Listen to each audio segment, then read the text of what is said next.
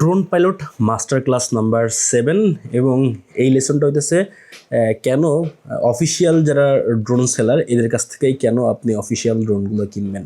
দেখেন, যারা official drone seller এইখানে কিনতে গেলে আপনার অন্য জায়গা থেকে কিছু টাকা বেশি হইতে পারে, অন্য অন্য জায়গায় দেখবেন যে আপনার কিছু টাকা কম। সো এই জন্য কী হয়, অনেকে এই জন্য চলে যায় হইতেছে যারা কম টাকায় সেল করতেছে এখানে সেল করে। সো এইখানে অনেক কারণ আছে, আমি আপনাদেরকে ভিতরের কাহিনী বলি।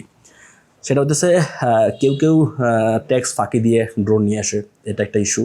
এইগুলাই আবার যদি লিস্টেড না থাকে ওদের ডিজিআর অথরাইজ সেলারের সাথে, তাহলে কিন্তু এইগুলো যদি কখনো আপনি সমস্যা হয় বা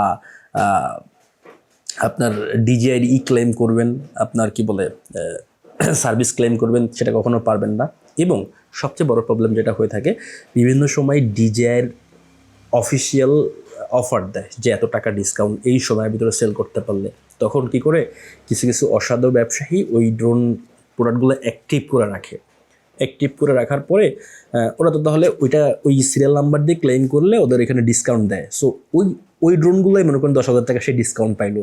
সো আপনারা কী করলো, 5,000 টাকা ডিসকাউন্টে দিয়ে দিল, কিন্তু এটা 3 মাস আগে ও অ্যাক্টিভ করছে, আপনাকে 3 মাস পরে দিল। তার মানে কিন্তু আপনি ওয়ারেন্টি ক্লেম করতে পারবেন না।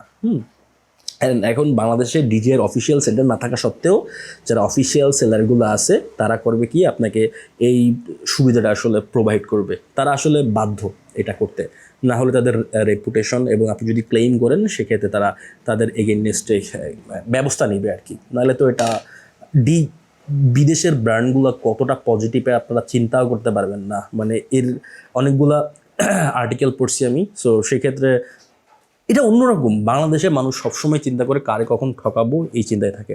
সো আপনারা যারা ড্রোন কিনবেন চেষ্টা করবেন যে অফিসিয়াল যে দোকানগুলো আছে, বাংলাদেশে কিছু অফিসিয়াল দোকান আছে, এখান থেকে কেনার জন্য। আর আমি কোনো মানে দোকান সাজেস্ট করব না, কারণ কি এরা বিষয়টা এমন হয় যে আমি আপনাকে সাজেস্ট করলাম কোনো দোকান, আপনারা ওইখান থেকে প্রতারিত হইলেন, পরে আমার নামে হয়।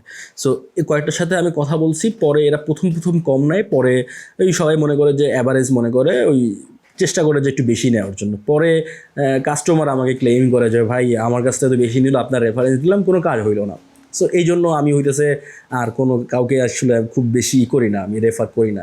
সো আপনারা ইউটিউবে গুগলে সার্চ দিয়ে এবং ডিজিআইয়ের ওয়েবসাইটে সার্চ দিয়ে দেখবেন যে বাংলাদেশের অফিসিয়াল সেলার, এবং 4-5টা দোকান কম্পেয়ার করবেন, দামের কম্পেয়ার করবেন, দেন আপনি আসলে আপনার কাঙ্ক্ষিত প্রোডাক্টটা নেবেন। তবে চেষ্টা করবেন যে অফিসিয়াল সেলারের কাছ থেকে নেওয়ার জন্য, এবং নেওয়ার আগে সিরিয়াল কোড দিয়ে আপনি চেক করে দেখবেন যে এই প্রোডাক্টটা আসলেই ইনঅ্যাক্টিভ প্রোডাক্ট কিনা, আপনাকে বোকা বানাচ্ছে কিনা। যদি বোকা বানায়, আপনি তাকে বোকা বানাই দিবেন এই চেকের মাধ্যমে।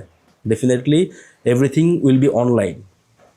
মানে ডিজের প্রত্যেকটা প্রোডাক্টের সিরিয়াল নাম্বার দিয়ে চেক করলে আপনি দেখতে পারবেন এটা আসলে কবে অ্যাক্টিভ হয়েছে বা অ্যাক্টিভ হয়েছে কিনা।